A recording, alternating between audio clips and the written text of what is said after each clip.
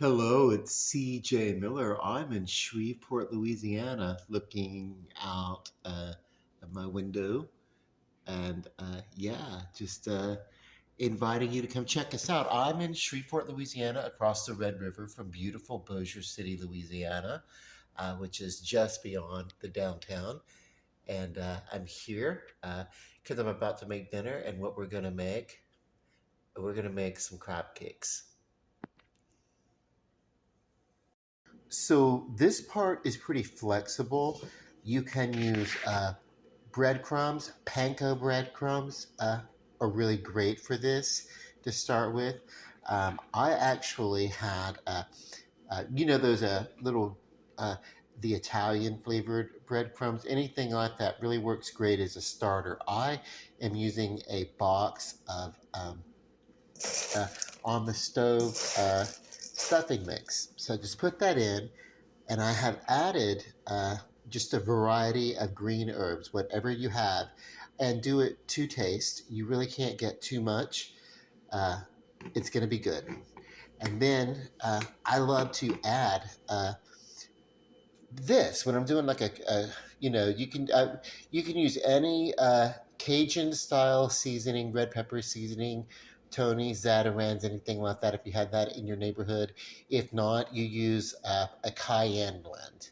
Cayenne, uh, powdered onion, and powdered garlic, and you build off of that. But you'll get a good Cajun blend. So, but this stuff right here, Old Bay, is essentially crab boil in a can. Like you can get like a southern Louisiana, you know I like to put a lot. Blue crabs and stuff like that. The little things that the crabs that come out of the swamp. I don't know. We just called them crabs. We didn't categorize. Uh, and you could get those and throw them in your pot and boil them on top of a butane boiler, the same way you would do like a good old crawfish boil, right? Those of you from the South, you know what I'm talking about. Anyway, toss this in. And this is, my hands are clean and this is dry, so I'm going to be handling the food anyway. So there will be touching of the food. You do want to always wash your hands, especially dealing with uh, meat products, but really a lot of vegetable products too can also carry bacteria. Celery can carry bacteria, and a big component here is a celery, a powdered celery type salt that really kind of goes into this. I just like to really, I don't know, I don't think I can get too much of this. This Old Bay seasoning, it's great. It's great on anything and everything, but it really has always reminded me of a crab boil. What I do is I like to season it, toss it around, add a little bit at a time until I start getting the aromatics, until I start smelling the uh, the Old Bay. When I start smelling it, then I know, hey, from the strength of my olfactory, picking up and we're just about there. When I start getting it in my nose, a sense of this Old Bay for something like this, then I know that I've seasoned it quite enough. So the next thing is I've got some canned crab meat. You want to make sure you don't get the cans that have to be, if you get a partially homogenized, then what you'll have to do is you'll actually have to store them in your refrigerator. And you want to make sure storage where you get this is great. If you can get fresh lump crab meat, that's great, but also these will work well also. Oh, and what I wanted to mention, this it's pretty good. It's actually the first time I'm using this Chicken of the Sea product, but uh, some other brands are a Bumblebee or something like that. Anyway, there's various varieties of canned crab meat. Many of them can be stored in the shelf. Some of them will have to be stored in the refrigerator. It matters because even a homogenized canned seafood will go bad uh, if it's not refrigerated within about 2 hours of purchase, you know. So now I'm going to open two of the cans because what I want to do, I have about 6 ounces here. And each one of these cans of crab meat that I'm going to open,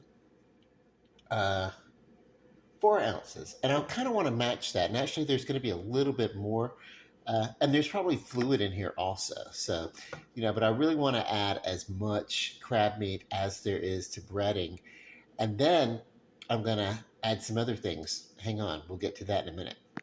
Okay, so here we have a really, really good textured, very fine crab meat from Chicken of the Sea. Now I've decided I've got plenty of the Chicken of the Sea, but I want to compare. I just want to compare this product, and we'll do that real quick.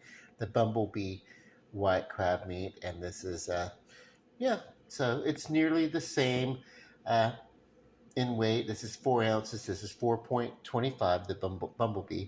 And let's check out the texture and the ratio of water to product and everything. I'm going to put the Bumblebee right over here before I mix it. And we'll be able to see a difference in product or if they're nearly the same. It seems to be about, this is the Bumblebee and this is the Chicken of the Sea. It seems to be about the same product, about the same quality of product. I will say that there is there's a very seafood flavor that's coming, but it does smell fresh and wonderful. So I think these are pretty much going to be pretty much interchangeable. I'm getting a slightly,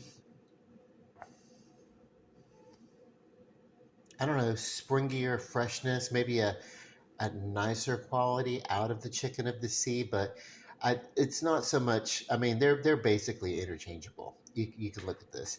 There's so don't hurt yourself over this. So what I've done is that